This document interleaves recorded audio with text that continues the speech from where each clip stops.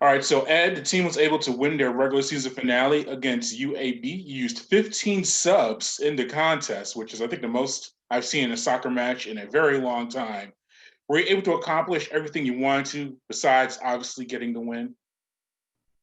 Yeah, I mean, I think it was one where if we could have drawn it up ourselves beforehand, that would have been what we wanted. You know, a good 2-0 win, got to play a lot of players that have worked hard all season in training and maybe not got to play as much as they'd wish. So I think that was the goal. Obviously, to get some of our seniors in as well for their last home game of their careers also is important to us, and it worked out in a really good fashion. You get Maddie, she scored a penalty kick, drew the penalty, scored it. You also had Jolie get a header. What does that just say about the depth of your scoring of your team? You're getting it from so many places this year. Yeah, I think we've had 12 different scorers potentially, which is fairly unique, I must say. And some of our top scorers from last year, haven't had to contribute, haven't felt the pressure maybe as much as they have in the past to be the one to score goals, but I think allows them to play a lot more free in terms of the build-up and in the possession aspect of what we do. So, really proud of Maddie coming in as a freshman, scoring as many as she has in a shortened season with everything else going on is hopefully bodes really well for her future here. And now you're in the conference tournament. How was practice? How's the sessions as you prepare to open up against Troy tomorrow?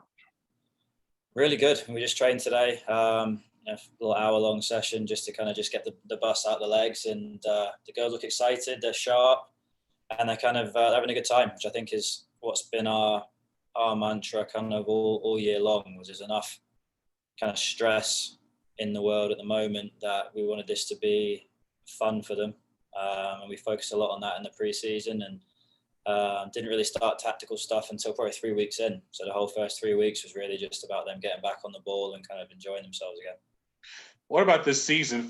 Your regular season finished with 9 wins, second seed in the East, very high standard. What was it about this season that has led to so much success so far for the squad, do you think? I think the players, primarily, not to put too fine a point on it. I mean, they've been fantastic. With the COVID protocols. And the proudest things we are is that we've had, 0 COVID cases during the season, which I think with a group of 34 young women in a city where there's, obviously quite a high incidence rate, we're really proud of them for doing things the right way. But the players have been fantastic. The young girls have come in and done a really good job, but our older girls have also done a really good job of showing them how we want to do things, what we're about, and kind of keeping really in touch with what we perceive to be our core values. Now you face Troy, a team that you've seen twice already this year. You drew them one time, and I believe got to win the next time, but very competitive contest. What do you expect to see tomorrow night or tomorrow when you face them against the Trojans? Same again. I think it's a competitive game. They're a competitive group. Troy presents some different problems. They're a big, strong group of players that are dangerous when the game gets physical.